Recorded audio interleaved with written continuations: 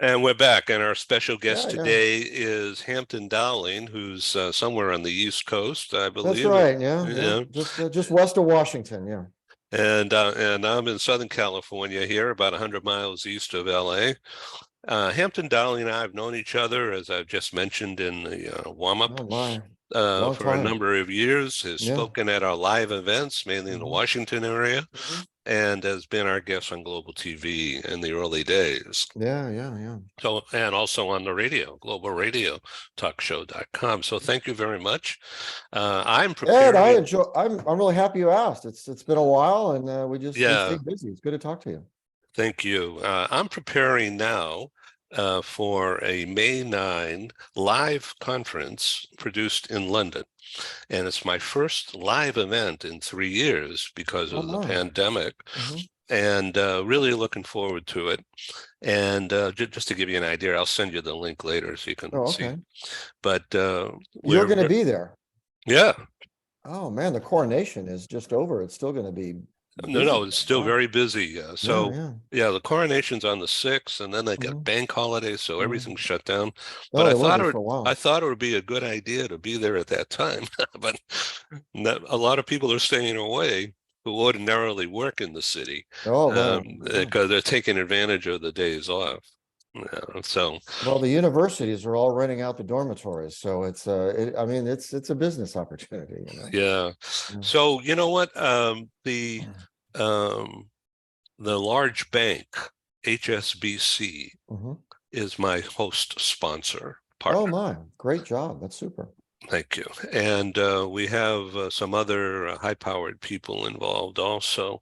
It turns out, coincidentally, that HSBC is inaugurating, speaking of the coronation, they're getting ready to launch a worldwide product of a suite of services geared for global companies and global wealth, Mhm, high profile, high tiered individual wealth situations. mhm.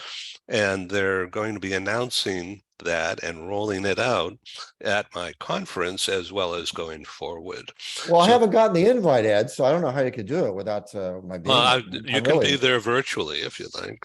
okay. All right. Yeah. So Hampton Dowling is COO in two companies, Yeah. and both of them are found on LinkedIn. I'm going to read this briefly. Armor, ARMOR, Mhm, research company, mhm, uh, is focus on law enforcement protection and ballistic armored shields, mhm, a focus on military with ballistic rifle related body armor. mhm. Sister company is Armor Mineral company that does the research and development of critical materials. And find out more about that uh, armor research company. Uh, And Armor Mineral Company. We have company right. pages on LinkedIn, and we communicate with people all the time. So tell me about your role as COO. Are you in the office there? Our headquarters is in Las Vegas. It's just an excellent location for Armor Research Company. Our focus is um, composite law enforcement ballistic shields. It's the shields that encourage you to go to our website, but it's the shields that it's not the riot controlled shields that you see on TV with pushing people back and all that. It's you put it on your arm and it's a shield that law enforcement uses to prosecute active shooters or go into buildings where they're not quite sure who's there, but there's the potential for an armed engagement. And our office, we're located. It's a great new building. It's about a mile and a half south of the Las Vegas Strip. It's right next into the International Airport Industrial Center. We host people there all the time. We do demonstrations. It's a great location for what we do. Okay, so let's talk about what's going on in the US. Mm. There seems to be an eruption. Yeah, it is. There's always been violence in the Mm, metro areas, mm. but it just seems to be spiking. I'm not asking for any political Yeah. discussion here or anything like that. This is a business show, Mhm. but it just seems like uh, something or somebody has planted the seeds of disruption and has energized the criminal elements to such an extent that it's frankly depressing, and it's becoming almost numb to the news almost daily of Mhm. another active shooter. So your product is not a new idea, but what you're doing is the innovation Mhm. using state-of-the-art materials Mhm. to protect officers who have to go into a close-up situation, Mhm. apparently, right? I was watching that video, and so that's what I take away from it. Yes, the past 12 to 18 months has shown a significant degradation in stability in our municipalities. Many reasons for that. A lot of it is the economy. You know, when the economy is not doing well, it puts a lot of stress on communities, individuals, and many of them, take to criminal enterprise, and that's reflected in active shooters. We see that we see a growing amount of mental health problems. Not many people realize, but between 2006 for the next 10 years after that, 8 or 9 years, we saw almost a 70% closure of all of our mental health facilities across the United States. Because of government funding, lack of government funding. It's just a change in the philosophical approach to mental health by the administration at the time, and obviously budgets were realigned, and there was greater emphasis put on individuals being taken care of by at home.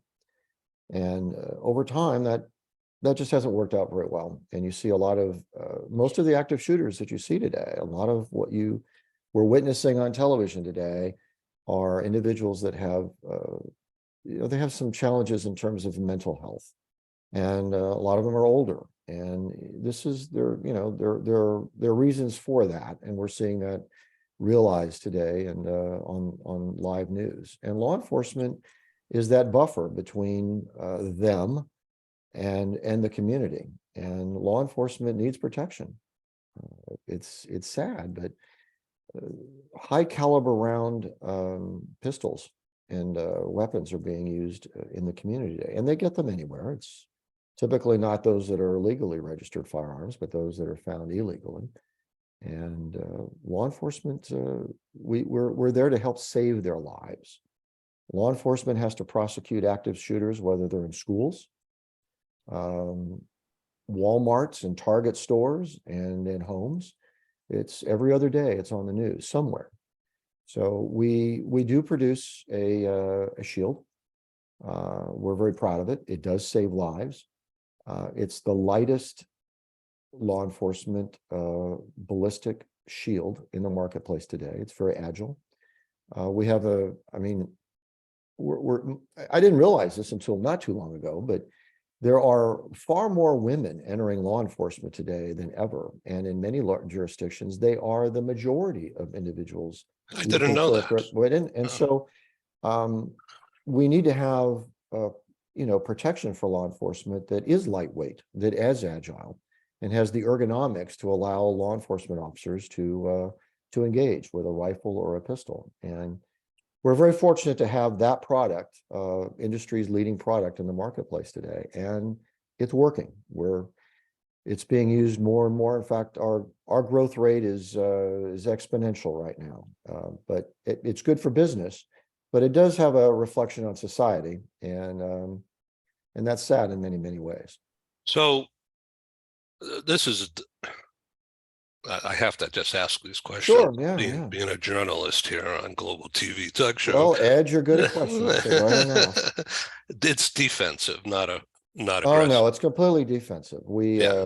We want to see this in every vehicle, every motorman, and every mounted policeman or motorcycle or horse. Um, we're we're in again. It is a reflection of the times. We're in discussion with a number of school districts around the country, high schools, community colleges. We need to have this type of protection available. Lightweight. It resists highest caliber of pistols that we're seeing used in the marketplace today, and it's easily accessible. You can use it. It's not hard to manipulate in many different positions. We even put it on a vehicle. So the discussion is coming in from many different directions, and but it is defensive. Teachers can use it, law enforcement can use it, males and females. It's needed. So education, Yeah. public education, we'll just call it that, Mhm. public, private. Mhm. So let's talk about public education. Sure. Mhm. So kids are a national resource. Absolutely. Of course. Mhm. So Homeland Security has a lot of reach here. Now, I'm not Mhm. talking about big intrusive government, Mhm. but some common sense now is needed. In my view, I'm Mhm. just a consumer, but Mhm. it just seems that security is totally necessary. Read in the news yesterday, I think it was, Target has locking is in some areas is locking down all their merchandise because It's of terrible. That's right. threat of pilferage Mhm. en masse, because Mhm. the store managers are overwhelmed with Mhm.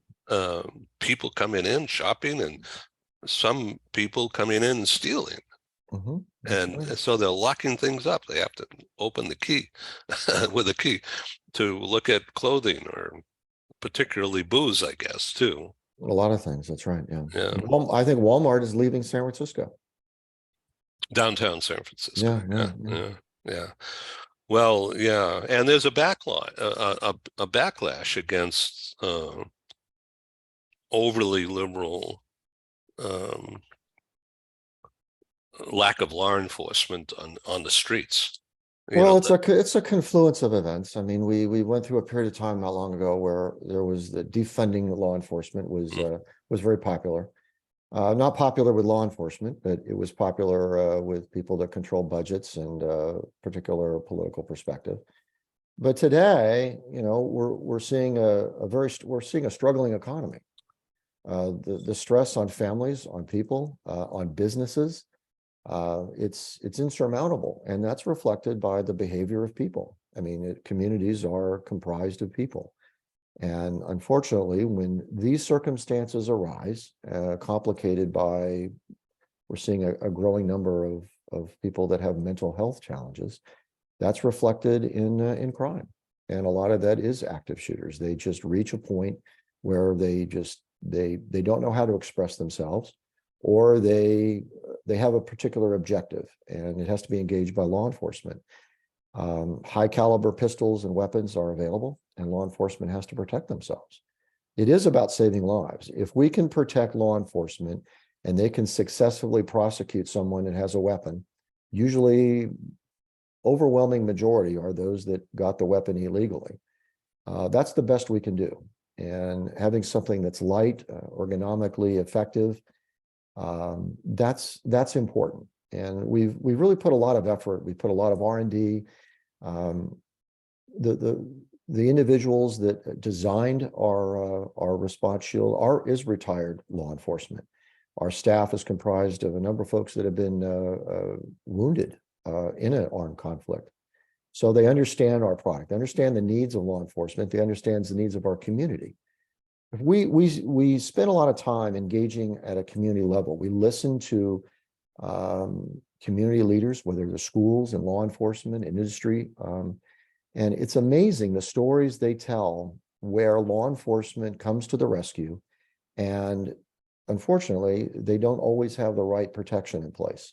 And it affects their judgment and their strategy about how they prosecute a particular situation. So having something that's defensive in place that allows them to go on the offensive in order to take down an active shooter or to mitigate a situation that is going down that path, that's extremely important. And we see that in schools today. It's unfortunate, but we want to make sure that this type of defensive protection is available in our schools. Teachers can use it to protect students. It's not only in the United States. We're very active in our conversations in Europe. And what we see on TV here it is happening in other parts of the world, Latin America, Europe. But we're certainly seeing it live here on US television, and it's disturbing. So well, once again, this show is not about politics, it's strictly business. However, people are business and organizations are business. So to what extent do you think, from your Homeland Security perspective, is this instigation of trouble in the streets of the U.S. Instigated from abroad? There is some of that. As a company, we don't really get involved with that too much. We're mostly into providing the product that goes to those that need to protect us. But you can't ignore the impact of our southern border being rather just the being open. You can't really, I mean, I travel, we have a lot of business overseas, a lot of comments from businessmen and government officials over there evaluating the United States. And all of them comment on the open, just the porous nature of our borders and what does that mean for the stability of our communities. So when you have gang members that come into the United States, in this particular is from Central America, in large numbers, they transfer and transplant their particular agenda, how they live, what are their objectives into our communities. And they're armed with machine guns, they're armed with pistols, they are aggressive, and that does play a role in our communities and the level of crime that we're seeing. So it's another reason why we need to have these type of products available to law enforcement and our communities. It's your question is timely. It's not at all political. It's we do have a lot of foreign influence, whether it is prescribed and intended, or it's just the migration of people who find the United States a convenient place to go to grow their particular criminal enterprise. It doesn't matter. The end game is that it affects our communities, and we have to make sure law enforcement is prepared. The infiltration of the people that you've just mentioned, is law enforcement watching where they're going? Oh, yeah, they are. Absolutely. There's no talk of that kind of surveillance. Well, you know, I would think that's very sensitive. You know, it's sad in one way, Ed. You know, there's so many topics of conversation in the marketplace today where there's where there's an anchor, there's proponents that want to drive solutions. But we are seeing such a rapid rise in active shooters and this type of criminal element that when you listen to it on television, there are a lot of opinions. There's a lot of pundits. There's a lot of people that just put a lot of conjecture into the marketplace, and it sometimes overshadows what are the very important aspects of this. One is to protect law enforcement that is squarely in the middle of this. But law enforcement, we have the brightest law enforcement in the world protecting us today. They're only as good as the resources that are given to them and the policies that constrain what they can and can't do. And that's perhaps what you're observing, and would like to see maybe you would like to see a more proactive law enforcement, but they want to be more active. Sometimes they have municipal or state policies that constrain what they can do. But the intelligence is there, the information is there. They know where the criminal enterprise is moving, and to the extent that it's expanding in a community.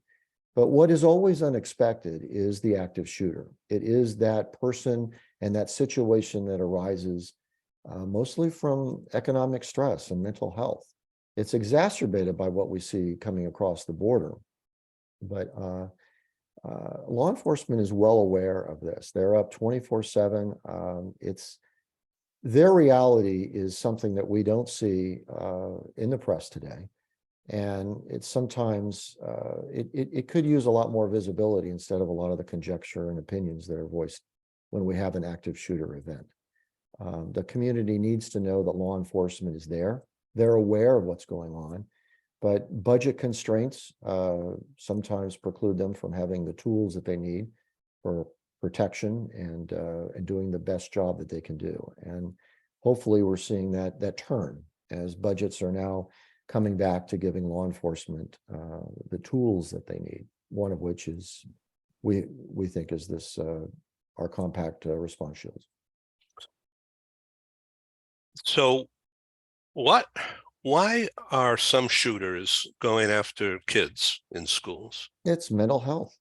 It's, A lot of you it's know, mental health. It's yeah. and we don't really talk about it a lot because it requires a lot of intellectual investment for folks in the media to really investigate mental health.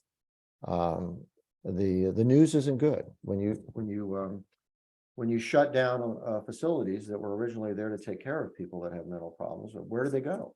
They're not going to stay at home. People don't have the resources for that. Communities don't. Charities can't solve the problem. So you're seeing a lot of those folks taking out their anguish for whatever reason in churches, industry, and sadly, schools. Schools are an easy target. They make a dramatic impression in the public square, and in many ways, people that have mental challenges, that's what they're looking for. And we need to protect our kids. And part of it is a number of things: resource officers, law enforcement officers that are our community colleges and high schools. They need equipment like what we provide, but are also other tools out there that they need. So if we can come to a close in the next few minutes here, I'd like Ed, I to. enjoy talking to you. I love it totally cut off. myself. I really learn a lot. But I want people to be able to find you and reach out to you. I'm just scrolling through here. So if people want to send an email to you, it's Hampton at the HCB No, Group. that's the company is Armor Research. So kind of I know you and I have had so many conversations with I've had associations with a number of organizations, but it's Hampton at armorresearchco.com. Got it. Okay. And so you are remaining active and very energetic, involved absolutely. with other organizations, but Absolutely. you've got your hands full with being the Absolutely. COO of two companies that are very active right now. Well, the companies are related. We're part of a holding company, and it's all based out of Las Vegas. But it's all about supporting law enforcement, saving lives, and national defense. We need to focus on our own country, our communities, and what it takes to protect ourselves. And we're just going through a phase. I believe nations and communities go through phases, but we are seeing a record amount of active shooters, a record amount of organized crime. And it's not just in large urban areas. We're seeing it in the suburbs. We're seeing it in our small jurisdictions.